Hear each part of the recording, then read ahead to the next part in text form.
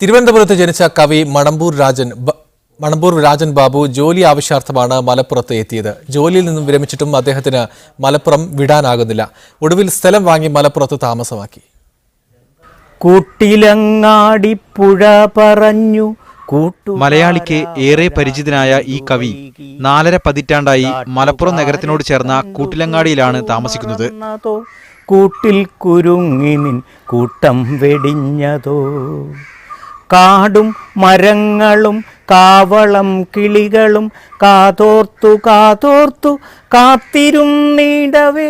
മലപ്പുറത്തെക്കുറിച്ച് അപരവിദ്വേഷത്തിൽ പൊതിഞ്ഞ ബോധം നമ്മുടെ പൊതുമണ്ഡലത്തിലുണ്ട്. അത്തരം ധാരണകളെയെല്ലാം അപ്പാടെ പൊളിക്കുന്ന അനുഭവമാണ് കവി മണമ്പൂർ രാജൻ ബാബുവിൻ്റേത്. സർക്കാർ ജീവനക്കാരനായി 1976 മലപ്പുറത്തെത്തിയതാണ് രാജൻ ബാബു. ജോലിയിൽ നിന്നും വിരമിച്ചെങ്കിലും ഈ നാടിനെയും നാട്ടുകാരെയും വിട്ടുപോകാൻ അദ്ദേഹത്തിന് കഴിഞ്ഞില്ല. എല്ലാവരെയും ചേർത്ത് പിടിച്ച് ഒരുമിച്ച് കൊണ്ടുപോകുന്ന ഒരു മനസ്സ് മലപ്പുറത്തിനുണ്ട്. അത് വളരെ സവിശേഷമാണ്. ഒരുപക്ഷെ ആ മനസ്സുകൊണ്ടാണ് എന്നെപ്പോലുള്ള ആളുകൾക്ക് ഇവിടുന്ന് പോകാൻ പറ്റാതെ ആയിപ്പോയത്, ഇവിടെ പെട്ടുപോയെന്ന് പറഞ്ഞാൽ അതൊരു സങ്കടത്തിൽ പറയുകയില്ല. എൻ്റെ ഗ്രാമത്തിൽ എന്നെ തിരിച്ചു കൊണ്ടുവരാൻ അവർ യോഗം ചേർന്നിട്ടുണ്ട്.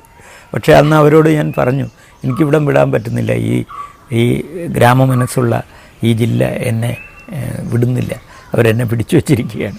മണമ്പൂർ രാജൻ ബാബു പത്രാധിപരായ ഇന്ന് എന്ന ലിറ്റിൽ മാഗസിന്റെ ഓഫീസും ഈ വീടാണ്. മലപ്പുറത്തിന്റെ 50-ാം ആണ്ടിലും എഴുത്തും വായനയുമായി മണമ്പൂർ രാജൻ ബാബു കൂട്ടിലങ്ങാടിക്കാരുടെ ഇടയിലുണ്ട്.